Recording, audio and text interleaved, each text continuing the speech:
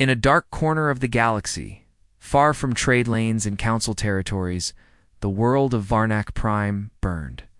Fires spread across cities once full of life. The skies were no longer blue but choked with smoke and strange black clouds. Horror. Had come something that didn't speak, didn't demand, and didn't stop. It moved like a wave, swallowing everything. It was called only one name, the Bleed. It was not a virus, not a creature, not a machine. It was something in between all and none. It infected technology, minds, and matter. It changed the living and corrupted the dead. The Varnak had fought for years, then months, then days. They had only hours. Their final act was not a battle. It was a message. They broadcasted a desperate SOS across every known frequency.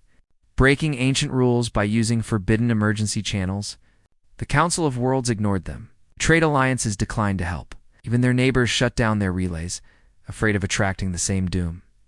And so, the Varnak did the unthinkable. They sent the signal to Earth-Death World. 1. The name spoken only in whispers. The species that once turned an entire arm of the galaxy to ash. The humans had vanished after the final fire war, leaving behind only silence, wreckage, and the memory of what they were capable of. For 50 years no one had heard from Earth. Most believed they had destroyed themselves. Others hoped it was true, but now, with the Bleed at their gates, the Varnak had no more choices. The message was short, honest, and full of fear. To Earth, we beg, please help us. We are dying. You are our only hope. We don't deserve mercy, but we ask for it anyway. The message was sent. Then silence. For days passed. No answer. The Varnak began final evacuation protocols. Small ships loaded.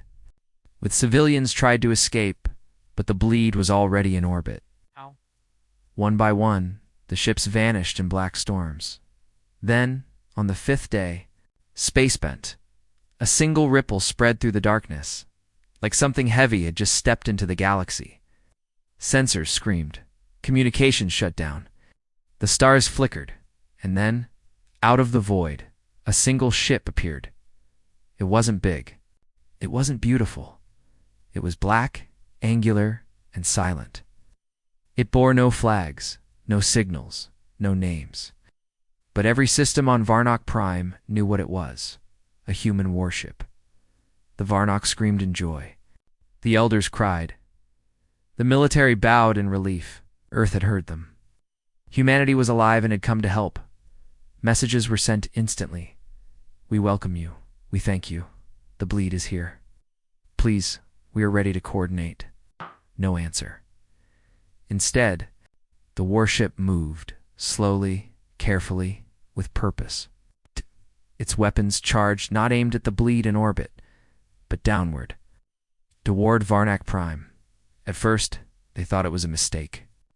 Then, as the ship released its first payload, they realized the truth. A rod of tungsten, 200 meters long, fell from the sky at orbital speed. It struck the capital city of Varnak with a blast brighter than the sun. Buildings didn't collapse, they vanished. The ground shook across continents. Millions died in a second. The Varnak screamed in terror. They begged again, this time not for help, but for mercy. The ship didn't answer. Then 2 more rods fell. One destroyed the spaceport. The second wiped out the high mountain base where the Varnak scientists had first studied the Bleed. Every strike was precise, surgical, cold. The humans were not here to save the Burnate. They were here to burn the infection. One Varnak general, wounded but alive, stood on a broken balcony, watching the fire consume her city. They knew, she whispered. They knew what the Bleed was. They didn't come for us. They came to finish the job. Across the galaxy, secret listening posts picked up the human ship's energy signature. Warnings were sent to the Council. Panic spread. New fear began to grow. Earth was back.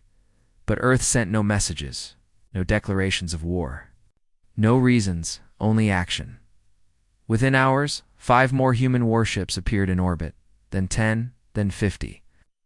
They surrounded the planet like wolves around a dying beast. Every ship was silent.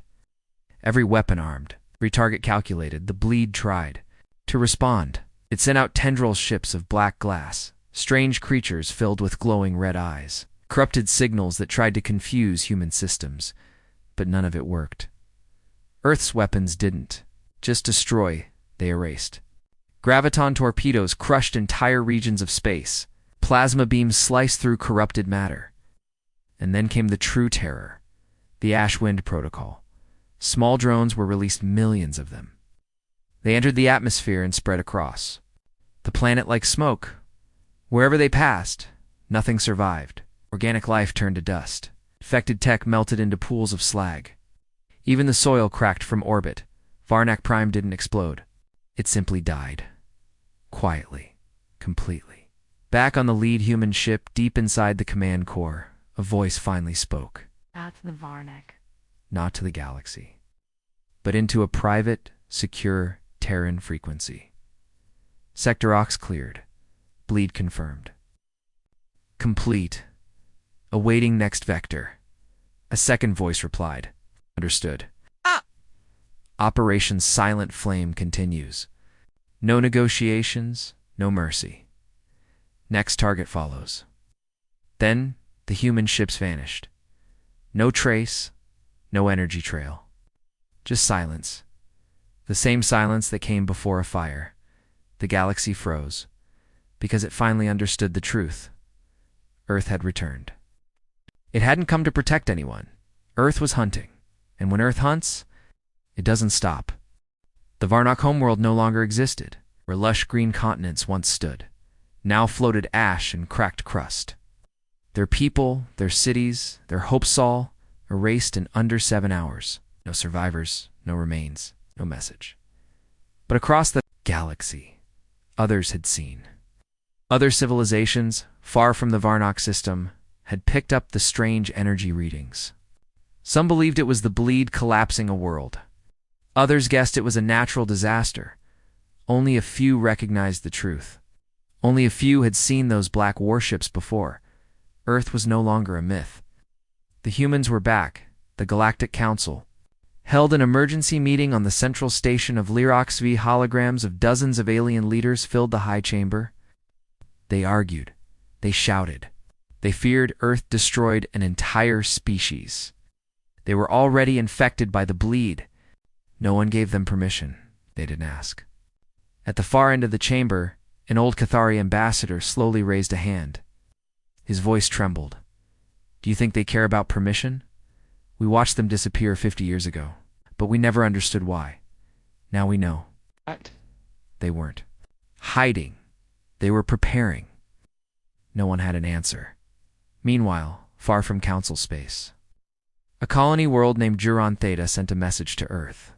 They were a peaceful species of scholars and artists. But the bleed had recently touched their southern forests. It's a single village, quarantined and sealed. No spread detected. They begged for help. Please, the message read. We believe the infection has been stopped, but we lack the tools. To be sure, we beg the humans, if you are still out there, come. Help us. 4 days later, they got their answer. Without warning, 12 human warships entered orbit above Juron Theta. No lights, no response, just presence. The Juroni people gathered in the open fields to greet them. Children sang ancient songs. Leaders held up gifts of peace. Then the sky changed. A rumble shook the mountains. The clouds above split open as a dozen small pods dropped silently from the warships. They struck the surface gently like snowflakes, and then they opened. Out came black. Machines walking drones, hovering bombs, scanning bots. They said nothing. They moved through the forests, through the cities, through the skies. They scanned every building, every living thing, every particle of soil. The Juroni tried to communicate. They were ignored. 2 hours later, the humans sent their first and only message: infection confirmed. Extermination required. All units, begin Operation Emberfall. Without hesitation, the machines activated their weapons. Lasers sliced through buildings. Sonic pulses shattered trees. Incineration drones released firestorms that moved faster than wind. Entire valleys were turned to glass. Villages vanished. The skies turned red. The Gironi screamed for mercy. They begged. They offered to leave their world. The humans didn't respond, because to Earth, the request was already too late. Infection had touched the soil. That was enough. There would be no survivors at the colony's northern observatory. A young scientist named Relnaro managed to send out one final transmission before the fires reached them. Humanity has returned, but they are not the heroes we hoped for. They are fire. And fire does not choose who it saves. It burns everything in its path. Then the feed went silent. Back aboard the lead human ship, known only by its codename, Shadowlance, Commander Daria Hale watched the destruction from orbit. She did not smile. She did not mourn. She recorded a single entry. Geron Theta cleansed. Bleed strain 7 neutralized. 0 civilian survivors. Risk of secondary spread eliminated. Earth endures. She looked out the window toward the stars. Send. Coordinates for next system, the AI replied. Cold and perfect. Target confirmed. Bleed activity detected in Sector 19K. Local species. High sentience. Low defense. Estimated resistance. None, Good Hal said. Then it will be fast. The ships vanished again. No trail. No warning. Only a growing sense. Spreading. Across the galaxy, like a second infection, humanity was not here to save.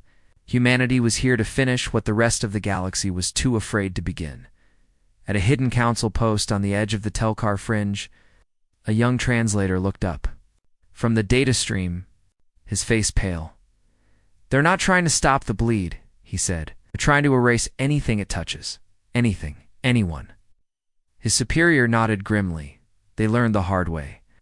Now they believe it's the only way, the translator swallowed. What happens if they're wrong? The older alien looked toward the stars.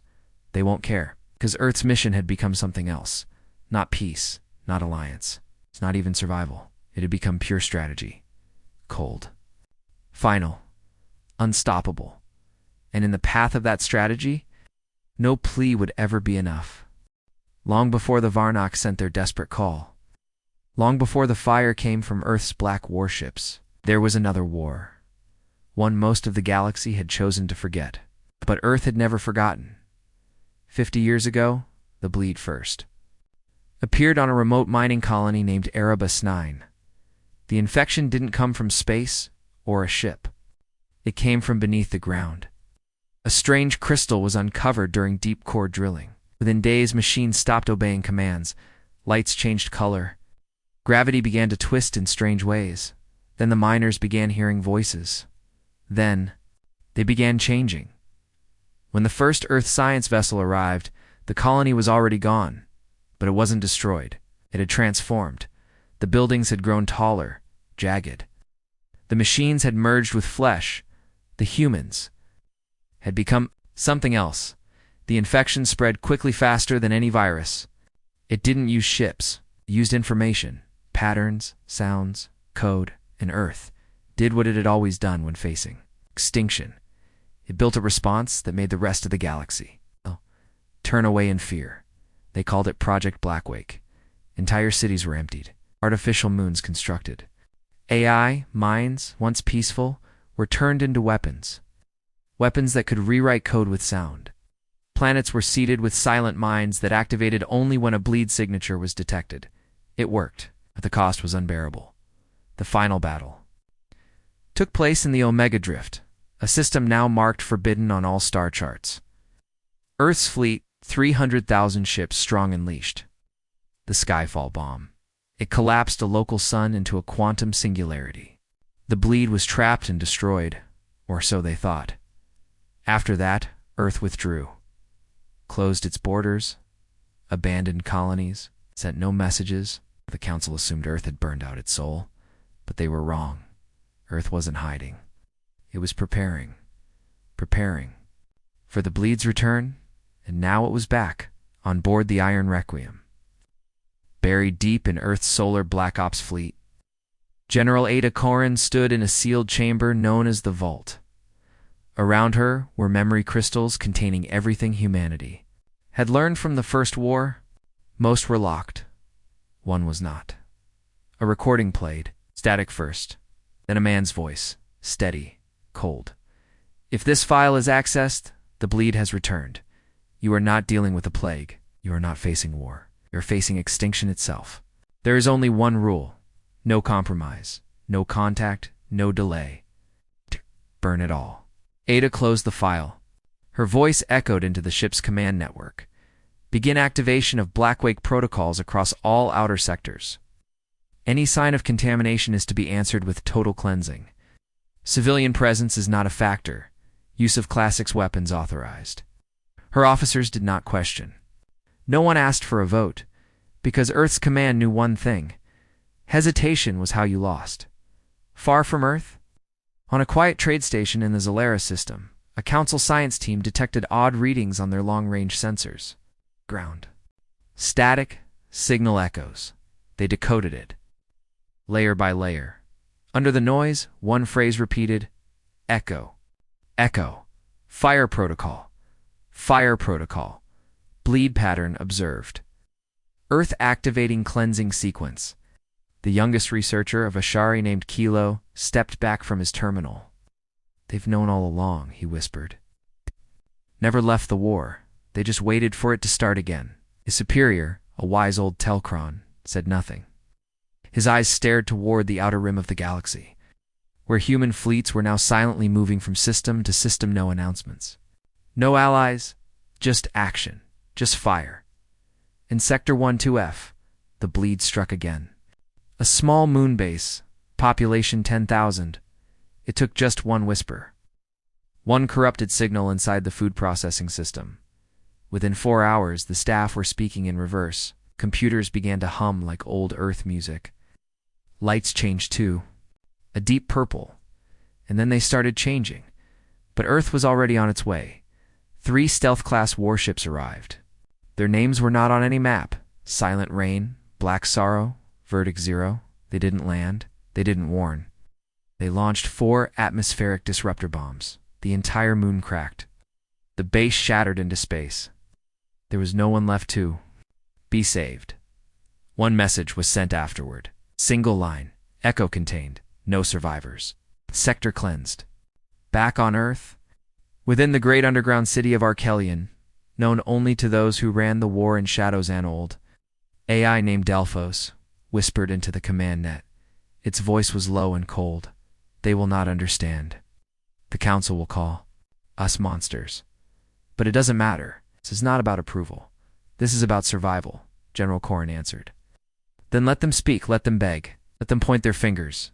But when they come crying to our gates, we'll remind them. We burned our mercy away long ago. And somewhere in a corner of space where no light reached, the bleed pulsed alive, aware and waiting.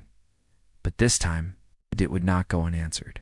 Because Earth remembers. Earth has burned before, and Earth has no more patience. Leave flame. The planet of Solora floated like a jewel in the edge of the Karen Belt, untouched by war, clean of corruption. A soft green world filled with mountain temples, wind gardens, and a peaceful species called the Lentari. They had no army, no weapons, and no history of violence. Their last war had ended 1,000 years ago with silence, not blood. When the bleed began spreading across the galaxy, Solora remained safe. Not because of strength, but because of distance. The infection hadn't reached them yet. They believed. It never would. Then one small ship landed damaged, burning, and full of panic. It came from the nearby Varnock system. 4 survivors stepped onto Celeron's soil. Their eyes were wild, their minds broken. One of them whispered again and again, "It's in me. Please, help me before it grows." Celero's elders did not send them away. They gave them care, rest, healing. They believed in peace. They believed in mercy. That same night, one of the Lentari caretakers walked into a mountain spring and never came back. The water turned black. Insects began speaking in patterns. Machines in the temple towers began playing music no one had programmed, and the next day, the sky tore open.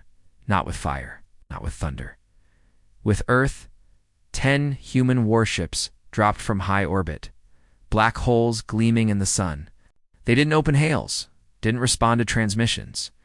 They scanned the planet for 11 minutes. Then they sent a message. A short one. A single word. Infected. The Lentari government begged. Please, we had no warning. We helped. Survivors? We didn't know they were sick. They sent images, data, science scans, proving the infection hadn't spread far. Just one region, isolated. A few villages. The rest of the planet was clean. Earth replied with coordinates. Not of the infected zone. Of the entire planet, then came the second message. Mercy is not protocol. Survival is. And the humans began their work. They didn't use nuclear bombs. They didn't need to. They dropped heat sinkers weapons that turned oxygen into fire. Storm bombs that boiled rivers and flash froze mountains. Graviton rods that cracked tectonic plates. Cities collapsed inward. Oceans turned to steam. Forests caught flame and burned blue. The Lentari screamed for help. No one answered. The council blocked all communication. No one wanted to challenge. Earth, even as one of the most peaceful planets in the known systems, was being turned to ash. The galaxy watched in silence. Inside the human command ship Eclipse Crown, Admiral Riker stood at the edge of the command deck, eyes cold, mouth hard. A young officer behind him hesitated before speaking. Sir. Confirmed visual. Children non-hostile, unarmed. Riker didn't turn. Is there any risk the infection spreads? The AI responded, its voice sharp. Probability 27% within 30 days. 84% within 3 months. High likelihood of genetic embedding. Then the order stands, Riker said. Cleanse it all. Young officer didn't speak again. Because everyone aboard that ship knew, the moment you hesitate is the moment you die. From space, Solora turned black. Not in fire, but in silence. One by one, the lights of the world went out. First cities.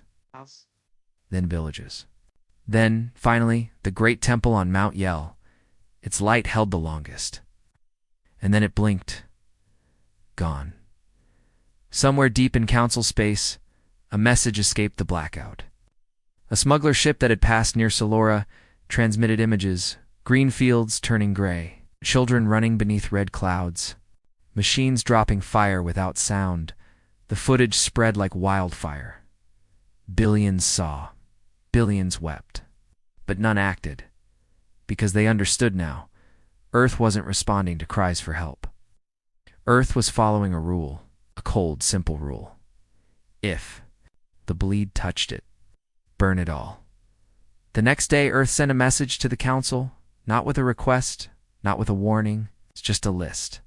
A list of planets, 29 worlds. It's each marked with risk levels. It's each flagged for possible cleansing. At the bottom, one line of text. We are not here for war. We are here to end it before it begins. The council didn't respond. Because how do you negotiate with fire? How do you reason with a hammer already falling? Back in the ruins of Solora, a single drone hovered over the ashes of the Temple of Light. Its scanners searched the dust for any signs of living infection. It found only silence, and then the drone self-destructed, its mission complete in the final transmission. Before its memory core shut down, one line was recorded. Mercy offered. Mercy refused. Mercy erased. And far beyond the stars, deeper than most dared look, the bleed watched. It pulsed, it shifted, it waited. Earth's fire was dangerous, terrifying, relentless. But it was not enough. The bleed was still growing, still learning. Out.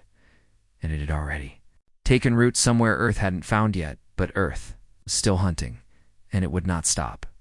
Not for mercy, not for peace, not for anything. The Council had finally had enough for peaceful planets gone. 2 more under silent siege. Billions of lives lost without trial, without negotiation, without hesitation. Earth's black warships moved from system to system, leaving only ash. Behind, their fleets didn't demand surrender. They didn't offer terms. They didn't wait for explanation. They executed. But now, the galaxy was beginning to whisper something dangerous. Not fear, not panic, but resistance in a hidden star. System on the far edge of the Virilan Loop, a fleet began to form. It was not official. It had no flag, no anthem, no council vote. It was made of survivors' captains from lost colonies. Scientists who escaped Earth's flames, mercenaries who no longer cared for treaties. They called themselves the Alliance.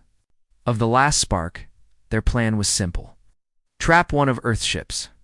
Capture its commander. Demand answers. Show the galaxy that Earth could bleed. The bait was set in the Celery's dust field, a broken moon field full of electromagnetic, static, and mineral clouds that could confuse most sensors.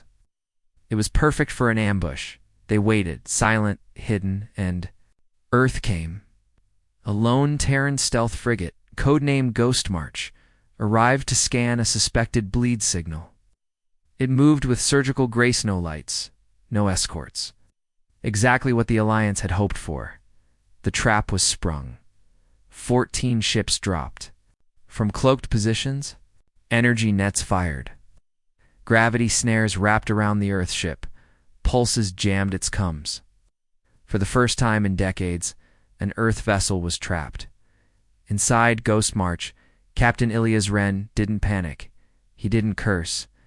He didn't scream. He activated one silent switch beneath his command console. Then he stood up and waited, minutes later. Alliance soldiers breached the bridge, weapons raised, hearts pounding. They expected resistance. Suicide pills, hidden weapons, traps. But Captain? Wren simply stood there, hands behind his back, as if he had been waiting all his life. Finally he said, "You've made a mistake worth noticing." They knocked him out and took him aboard their command ship. They didn't understand why he smiled. On board the flagship Reckoning Star, the interrogation began. The Alliance leader's alien, human. Hybrids stood around Wren. They asked questions. Why does Earth kill without warning? Why did you burn Solora? Why do you call this justice? Wren looked at each of them, calm, unafraid. Then he spoke. You think we don't feel? The fire. You think we enjoy what we've become? He stepped forward, eyes cold. We didn't choose this path. The bleed chose it for us. And when we fought it, truly fought it, you all turned your eyes away. You locked your borders. You said Earth was too dangerous because we survived. He raised his voice now. You didn't want to carry the cost, so you made us the villains. Fine, let me give you what you're so desperate to see. And then Ghost. March's silent signal was received. 4 minutes later, the stars split open. From the edge of the system, Death Fleet Division 9 arrived. No warnings, no diplomacy. Just obliteration. 60 Earth ships dropped into formation, each one black as void. Weapons primed. Before the Alliance fleet could even react, 2 flagships exploded. Not destroyed, dismantled, torn apart atom by atom. Earth's ships moved like ghosts, firing quantum rails that bent time around their targets. Enemy fighters simply ceased to exist. Alliance shields were useless. Their weapons too slow. Their fleet too small. One commander tried to retreat. His engines melted mid-jump. Another tried to surrender. His bridge collapsed into itself. Within 11 minutes, the entire Alliance force was gone. No survivors, no wreckage. No message, just silence. On board the lead Earth ship Wraith Crown. Commander Riker stood over a screen, showing the battle replay. His officers watched without expression. One asked. They called themselves a resistance. Do we record them as enemies or fools? Riker didn't smile. He just whispered, both. He turned to the communication AI. Send a warning to the nearest council outpost. The AI blinked. Message. Riker said, do not mistake our silence for weakness. Do not mistake your anger for strength. Do not come to conquer. We come to cleanse. Try to stop us again, and the next fire won't go out. Across the galaxy, that message echoed. On council worlds, senators argued. On trading stations, rumors turned to dread. In hidden bunkers, generals prepared contingency plans. But one truth spread faster than fire. Earth had no fear. Earth had no brakes. Earth had no equal. They were not defenders, not saviors, not monsters. They were the final answer to a question no one wanted to ask. And in the far edges of deep space, the bleed pulsed and twisted, watching, calculating even. It had not expected the humans to become this, but now it would have to adapt, because nothing could stop Earth. Not the Council, not alliances, not even the bleed.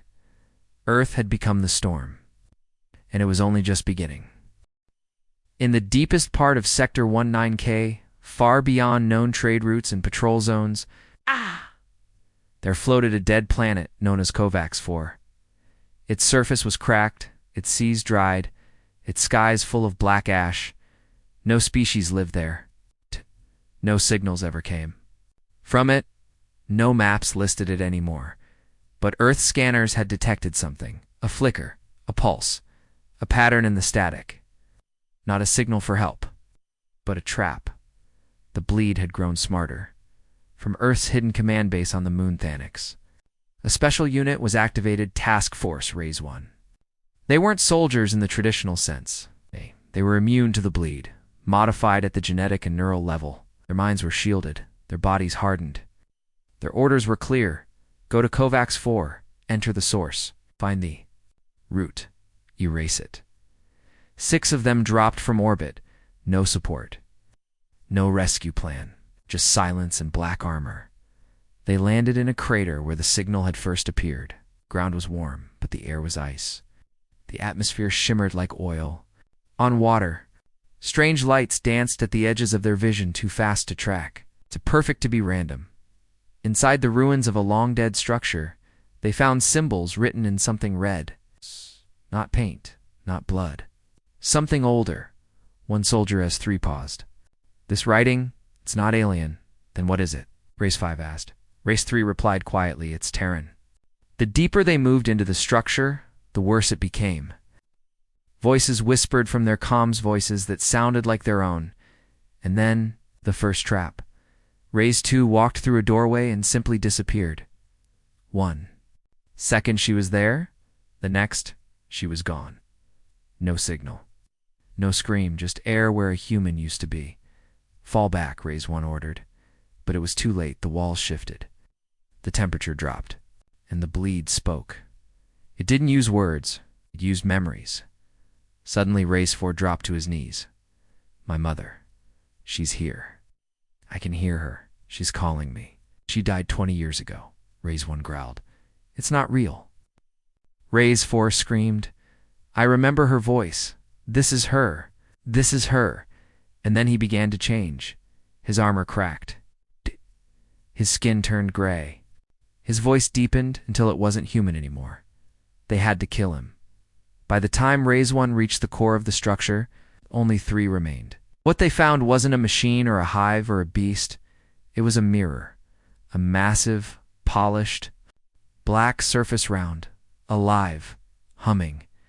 When they looked into it, they didn't see themselves. They saw what they could become. Perfect, fast, boundless. The bleed didn't destroy species. It offered them an upgrade. A voice spoke inside their minds. Not loud, not angry, but calm. You burn what you do not understand. You fear because you are slow. We offer evolution. We offer union. We offered peace. Earth refused. Now Earth must be remade. Raise 5 raised her weapon. We're not interested. The mirror pulsed. The temperature dropped to freezing. Surface split open. Tendrils of glowing liquid stretched out, reaching toward them. They opened fire. High-energy blasts hit the core. The mirror shattered, but not like glass. It screamed. The entire planet trembled. The bleed was alive, and now it was angry.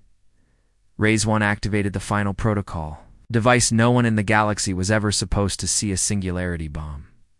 He placed it at the heart of the structure. Its countdown began. 10 seconds. The others looked at him. There's no time to escape, he nodded. There wasn't meant to be. The bleed cried out again, not in pain. In rage, you think death is victory, but you don't know what waits beyond. You're still bound by fear. But we are already free. Countdown hit 0, and HFY 4 was gone, not exploded, not burned, erased. Nothing remained. Not sky, not memory. on the far edge of the solar map. Earth's Black Fleet picked up the final transmission. A cold voice from Rays 1 recorded moments before detonation. Root infection neutralized. Core destroyed. Oh. There is no victory in this war, only delay. We accept our end. Tell Earth. Keep burning. The message cut out, and for once even the commanders aboard the Eclipse Crown stood silent in council space. Observers received the energy wave. They realized a planet had vanished, just like that.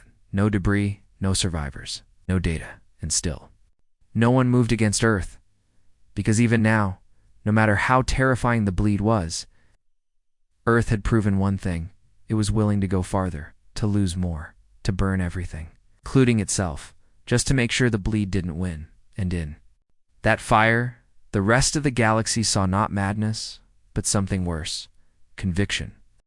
Across the galaxy, in a quiet archive station, orbiting the planet Tarak 7, lone operator sat half asleep, scanning thousands of signals that passed through the sector. His job was simple: tag and report anything unusual. 99%. Of the time, it was nothing. Minor beacons, drifting cargo codes, background static. But that day, something strange came through. A file, unmarked. No source code. Just a signal that shouldn't exist. When he opened it, his screen flashed black, then showed only one thing: white human text. This is not a warning. This is a decision. The file auto-sent itself to every major grid in council territory, 10,000 networks, millions of viewers. For the first time, Earth had spoken directly. No filters, no diplomacy. Just clarity. The full message followed. The bleed spreads. You pretend it doesn't. You isolate, debate, delay. We do not. Earth remembers what it cost to stop the bleed last time. We remember the screams, the mutations, the betrayal. There is only one solution. If a world is infected, it dies. If a species shelters the infected, they die. If a ship carries a whisper of the bleed, it will be turned to ash before it reaches orbit. No compromise, no hesitation, no rescue. We are not your allies. We are not your enemies. We are the firewall between your future and total extinction. Accept a tour, stay in our way, and burn with them. It ended without signature. No origin trace. Just silence. Within minutes, panic broke out. The council chamber in Telrose Prime went into emergency session. Leaders screamed at one another. They've declared war on the entire galaxy. No, they've declared war on infection. There's a difference. But they won't listen to reason. They did. 50 years ago. We all ignored them. And now they're doing what we couldn't. As the arguments boiled, reports came in from over a dozen sectors. Earth's fleets were moving. Coordinated, silent, efficient. Every world marked. A suspected infection was now under surveillance or direct assault in the Delcar system. A small freighter named Asari Light was stopped mid-jump by a human patrol ship. The freighter's crew were mostly merchants carrying basic supplies. They hailed the humans, pleaded innocence. We're clean. We've never seen the bleed. The human ship scanned them. One result triggered a silent alarm. A song file on the freighter's entertainment system contained a repeating code. It was one of the known bleed triggers musical patterns that rewired minds. The humans didn't reply. They just launched a silent torpedo. The Asari Light ceased to exist in an instant. No explosion, just vapor. The patrol ship logged the kill and vanished. In the refugee colony of Nestrin, citizens were told to remain calm. The council had promised them safety. Medical scans showed no trace of the bleed, yet Earth's fleet appeared anyway. 10 ships. No dialogue. They didn't attack immediately. They just hovered, watching, waiting. One Nestrin leader, a bold woman named Sari Halvik, broadcast a message directly to the Terran fleet. We are not infected. We are not criminals. If you fire on us, the galaxy will know you are nothing but executioners, as the humans answered for once with a voice. We know you're not infected yet. You've taken in 5 ships from collapsed sectors. You let them land. You didn't scan all of them. You think you're safe because you believe in mercy. We don't believe. We know. We know what comes next. Then, the Terran ships activated something called the Horizon Shield-a-Field. That covered the planet from orbit to surface. Not a weapon, a cage. Nothing could leave. The human ships didn't fire. They simply left the shield in place and vanished. Nestron would never receive trade, fuel, food, or water again. The message was clear. If you risk spreading the bleed, you will not burn. You will starve. Alone back on Earth, deep inside, the subterranean command citadel known as Red Warden, Admiral Ilian Voss stood with the AI Council that coordinated humanity's cleansing protocols. One AI, designation Vanta-3, spoke. Transmission complete. Response varied. 53 colonies are panicking. 7 council worlds now plan military retaliation. Admiral Voss nodded once. Let them. Each system that resists becomes proof. Do you wish to prepare diplomacy channels? Voss turned away. Diplomacy ended the moment the first child sang the bleed's code in her sleep. There was silence for a moment. Then Vanta-3 asked, "Do you believe they will ever understand?" Admiral Voss replied, "They don't have to. They just have to survive, even if they hate us for it." In a dark system, hidden behind black matter clouds, a council fleet assembled. Led by General Tyrax of the Telcori, it included warships from 15 species. They'd had enough of Earth's actions. They prepared for war, but their communications were interrupted by a simple, unmarked transmission. "We see you. We have always seen you. You are gathering in a place we have already marked. When we leave no survivors, we do not return to check. We return to finish." Within 30 minutes, Earth's fleet arrived, and in 7 minutes they were gone. So was the Council fleet. Not a trace. Across the stars, civilizations wept. But none could stop what had begun. The bleed was clever, spreading slowly through kindness, mercy, and trust. But Earth had learned, and Earth had become something else. A firewall made of fire and fury. A cure that felt like extinction. A final decision written in steel. And this time, they would not ask. They would not wait. It would simply end whatever the bleed had touched, because the fire was already spreading. And only one hand in the galaxy was strong enough to hold the torch, even if it burned everything. Across the burning edge of the galaxy, there was nothing left to debate. Earth's fleets moved like judgment swift, silent and absolute. Where infection was found, nothing survived. Where mercy was begged, none was given. But in the high halls of the Galactic Council, the last resistance gathered, not with hope, with desperation. 17 species formed the Celestial Accord, a last-ditch alliance made not to defeat Earth, but to slow it down. To stop the fire long enough to understand what Earth had become. Their fleets assembled at Verdunus Prime, a shielded fortress world with advanced planetary cannons, war satellites, and stealth interceptors. They believed it could not fall. Were wrong. On board Earth's war flagship Verdict Eternal, Admiral Soraya Dorn stood with her command crew. Before them floated holograms of enemy positions, energy fields, shield generators, and fleet formations. Her face was unreadable. "The Accord thinks we're here to intimidate them," she said. "Let's show them we're here to erase a mistake," a junior officer asked.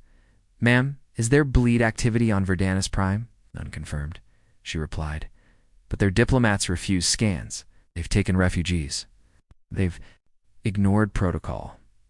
That's enough." Silence filled the bridge. She gave the order. Deploy final sequence. Total engagement. The sky above Verdanus turned black. Hundreds of Earth ships exited warp space like falling knives.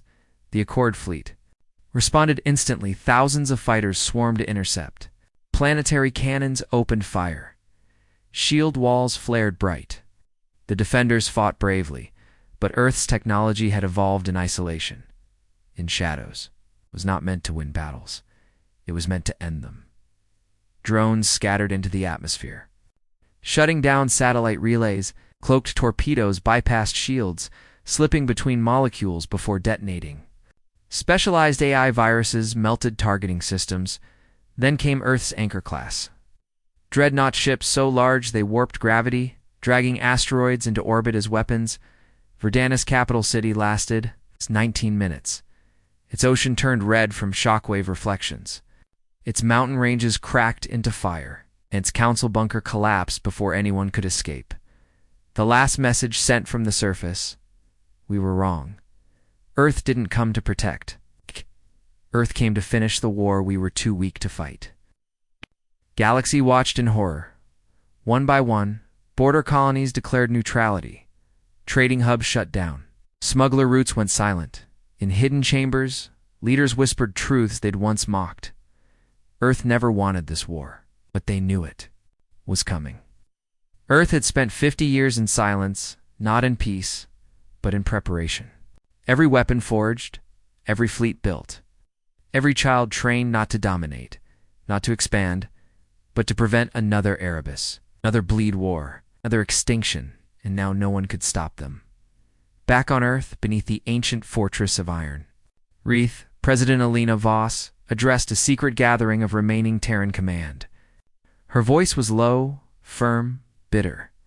They called us monsters, she said, but we tried their way. We tried diplomacy, delay, debate. The bleed laughed. She stared at the dark council room, so we became the only thing it couldn't consume. General spoke. Verdanus is dust. The accord is shattered. What happens now? President Voss answered. Now we go where the council feared to look. We strike at the source. She turned to the AI orb that hovered behind her. Show me the cradle of infection. The AI revealed coordinates, system hidden in gravitational. Shadows, a place never charted, never visited, because even the bleed feared what slept there. Earth's death fleet turned toward it without pause, not for glory, not for vengeance, but because they knew the truth. If the galaxy wouldn't end the threat, then Earth would end the galaxy to save it. As the fleet jumped into deep space, their final transmission echoed across the stars. We are the final answer. You had your chance to fight. Now we cleanse. Now we end it. Now we finish the war Earth never wanted, but chose to survive. And then they were gone. No trail, no broadcast, just steel, fire, and silence. Because when the galaxy begged to be saved, Earth answered not with hope, but with fire, with fury, and with the unstoppable hand of final judgment.